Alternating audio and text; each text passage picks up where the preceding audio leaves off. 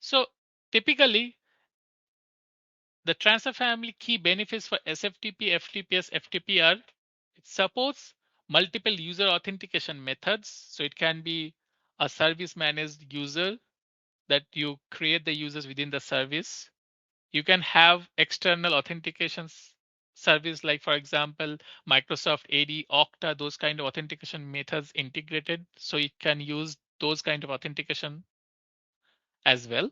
It's very simple and easy to use. It's secure and compliant, and you can build managed workflows, which is nothing but an orchestrated steps sequentially executed as soon as the file lands in to be able to make those files usable for your back end systems, right? So you have that low code, no code automation workflows that you can build on top of those file arrival events. Now, this is kind of an end-to-end architecture for a like for AWS transfer family where you're using SFTP, FTPS, FTP as a protocol. Now, just to mention, FTP, as we all know, it's not a secure protocol because the passwords, the usernames are transmitted through the command channel in clear text. So that is the reason when you're trying to use FTP in AWS Transfer Family, you can only do that within the VPC itself. It doesn't allow any external file transfer. It doesn't support external file transfers. But yeah, for SFTP and FTPS, as we all know, SFTP is built around the SSH protocol and FTPS is built on the SSL certificates. So they are secure. The username passwords, those are encrypted using SSH or SSL. So you can have those external connectivity using SFTP and FTPS. And then there's no infrastructure to manage, as I mentioned, and the data is available for other AWS services where you can use machine learning, analytics, and any other additional database related tools and technologies to add business value, derive new business insights, right? Because data is, I think, as today in today's world, right, it is one of the most useful currency, most valuable currency for any organization. Few of the benefits of AS2 is multi-vendor compatible. AS2 solution is fully managed, highly available, and scale in real time, and pay-as-you-go pricing, right? So you only pay how much you're using. You're not paying for any time that the server is up and running but not being used, right? Like in traditional data centers, even if you are not using the solution, you're still paying for the hardware that is running, the software that is running, the racking, stacking, the everything, right? Okay, so you're paying for your idle time as well, where you can get rid of that additional cost when you move to transfer family. So similar architecture for AS2 using AWS transfer family.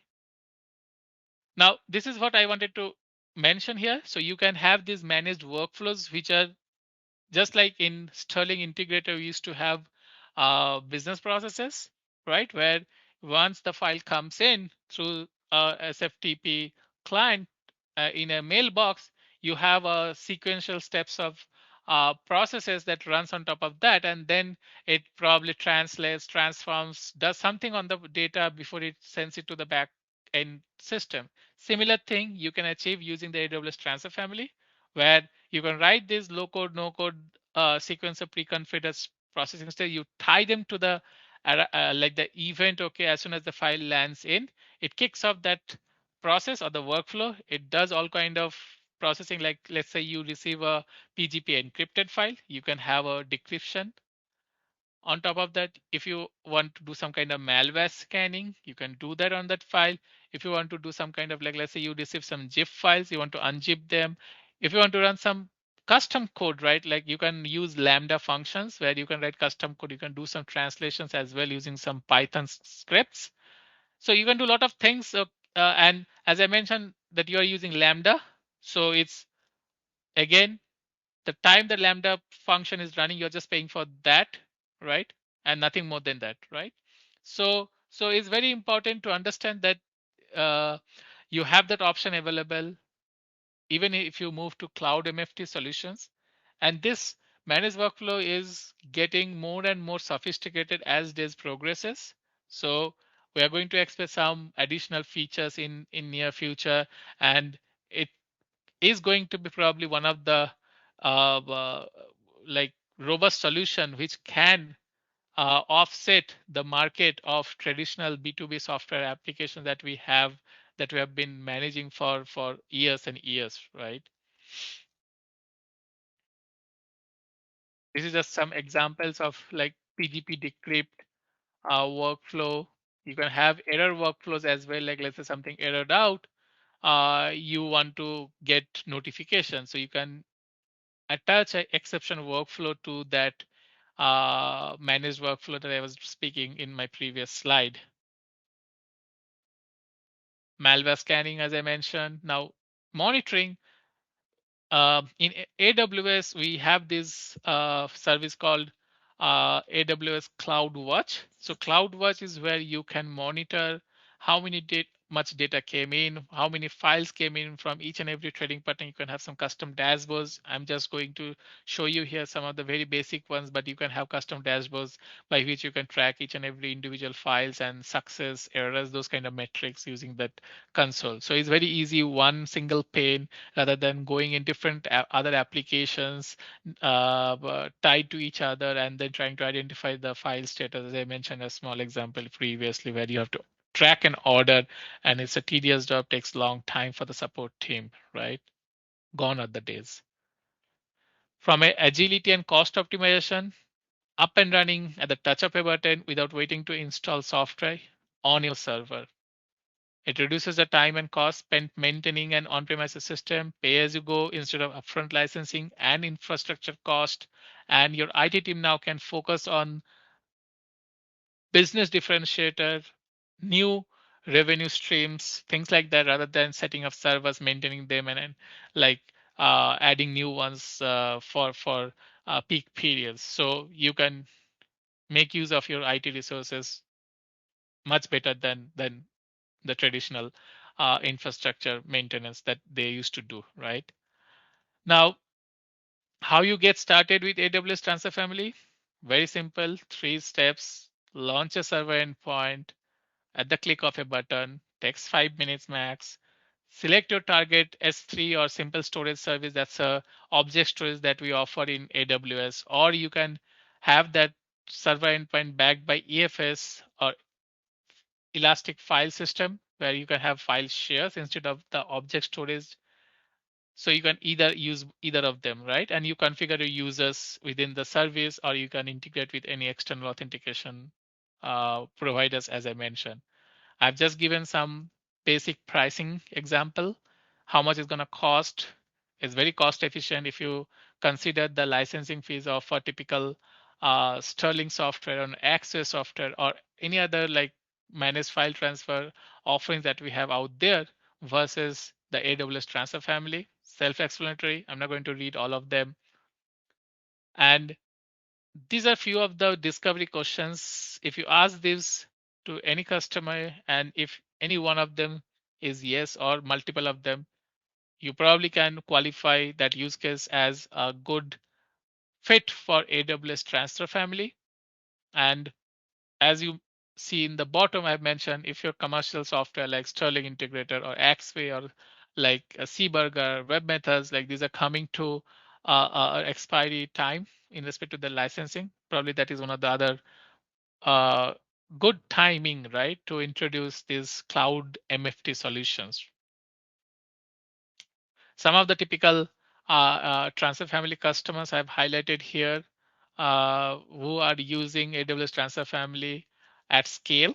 So uh, these are all vetted use cases. You can go at each one of them in the public repository of our case studies, and you can feel free to look into each of them, how they're utilizing AWS transfer family for doing the B2B integration or managed file transfers right within their infrastructure. This is the link to the AWS transfer family page for more insights. If you want to look into some demos, use cases, blog post, you can go there. That's all for my end, but I'm going to quickly show you a quick demo of this specific transfer family. So let me open up my AWS console. And this is my console. As you see, once you log into AWS console, this is the home page. Now, as I've already visited, so it shows up here recently visited as AWS transfer family, but you can go in the top button, search, and then you can type in AWS transfer family.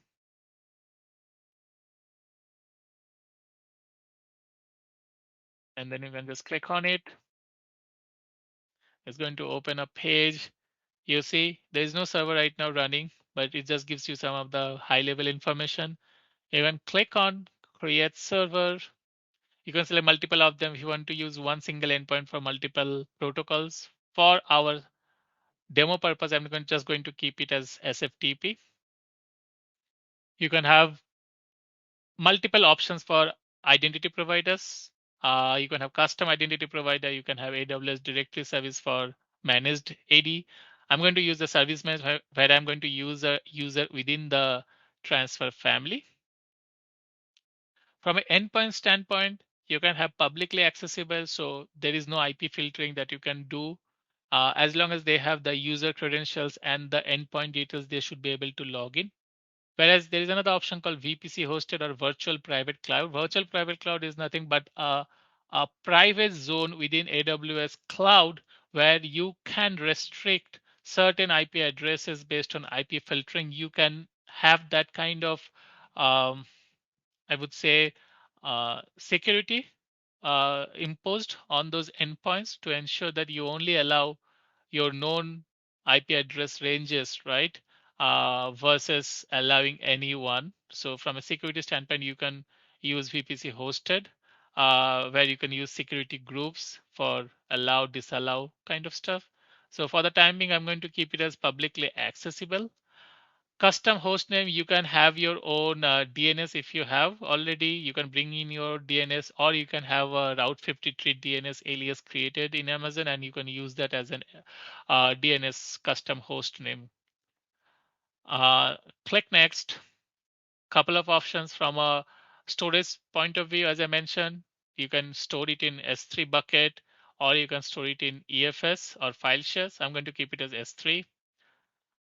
Over here, I'm going to keep it as default, create a new role. Role is actually, this role is used to make sure that AWS Transfer Family has the proper access to log into CloudWatch logs to be able to write those events for us from a support point of view to look into the logs for any kind of tracking mechanism. So I'm going to create a new role when I'm creating this endpoint. So I'll keep it. We can like if we already have a role defined, we can use that existing role as well. Security policy, I'm going to keep it as transfer security policy 2020-06. It is like tells you what are the algorithms, right? The SHA-2, like AES, CBC, those kind of like cryptographic algorithms. So it's already inbuilt. So I'm going to keep it as default. Server host key, everything remains default. Maybe what I can do over here is, let's say, yeah, I'm going to keep it everything as for the timing, our demo purpose, everything default. Manage workflow, you can tie a managed workflow over here where you can click on the create new workflow and create a workflow and attach it to this endpoint so that when the file comes in, the workflow gets kicked off automatically, right? I'm not going to show it in this small demo, but we have that option. So I'm going to click next and simply create server. It's going to take some time uh, to start. After some time, it's going to show as started. So meanwhile, while it is getting started, let me create a user within the, let me do one thing. Meanwhile, I'm going to create a user for us to be able to log in. So let's say create add user, and let's say The username is test user one. Role. This is a role, identity access management role for Amazon S3 access, so that this user, when they log in, it should have proper access to drop the file within the S3 folder, right? So I'm going to select, let's say, S3 upload. There's an already existing one, so I'm going to select that. Uh, Home folder, I'm going to select maybe a test bucket. And then I'm going to create a select, it's going to create an automatically subfolder within that when it logs in. That's called virtual directory, right? And maybe I can select restricted. That way it doesn't have ability to view the entire directory structure, so that it only lands into his home page, and that's the page he's restricted to. From a public key, let me do one thing. Let me quickly create a public key for us using puttygen. So let's generate a public key. So it's a key-based authentication. So we need a public key, private key combination. The public key goes here within the user, and then the user itself can use the private portion of it in some clients like WinSCP files able to log in, right? So let's take the public part of it. It is and paste it. Hit add. So I have the user up created. Let's see the server is up and running. Yeah, it's still starting. Meanwhile, let's do one thing. Let's save the private key for us. User one. So I have the private key saved, and let me open the WinSCP as well for a client, and let me bring in this window, and let's say new session and new site. So I'm going to give username as test user one. Password, I'm not going to give password because it's a key-based authentication. So I'm going to go to the advanced and private key. Let me select the test user one as the key, and host name. This is what the host name is. So I'm going to take this endpoint, and then I'm going to paste it over here, right? So everything is ready from our testing point of view. It's just waiting for the server to be up and running. Yeah, now you see it's online. So I should be able to now, and let me go to that S3 bucket, right? So where when I drop a file, it should come within that folder. So let's say this was the test bucket. Right now there is no file, and it's going to, when I'm going to drop a file, it's going to create a folder called test user one, and it's going to drop the file within that, right? That's what we're expecting. So let's create, select and log in. Give it a sec for the first time, but from next time it's going to be very fast. It's just searching for that endpoint. As soon as it finds, it should, yeah. So see, it was able to find that server is asking me whether you want to add this host key to a cache. This is the first thing that you always get when you're trying to like connect to a new server. So I'm going to select yes, and see, it says authenticated. So now I have a SFTP endpoint, and now you see it doesn't have the ability to see any other folder structure up or down. It just landed into his uh, home directory, right? There's a test user one folder. So I'm going to take this one file over here, let's say from my local. I'm going to drop it here, right? So I have this file, and let me go to the meetup bucket, and let me refresh here. As soon as I refreshed, you see there's a folder already that got created. And if I go within the folder, it has this file, right? Now I can use the managed workflow section that I showed, and as soon as the file lands, it can be picked up and the post processing can also start, right? So that concludes my demo purpose. I hope this was useful to all of you. And please feel free to post your questions, any comments that you have, and I would be happy to address that. All I'm trying to do is, as I am learning new things as a cloud solution architect, and trying to see, okay, what additional EDI options or EDI tools that we have out there that we can use very simply. And that's going to really make sense going forward as we do more and more cloud migrations, like people moving from on-premise to cloud. I thought this might make sense for all of you to start learning. Whereas obviously the other traditional on-premise applications are going to stay, but there would be some transition that is needed for all of you to understand the other side of it, right? So I hope it was useful. Have a nice day. Thank you.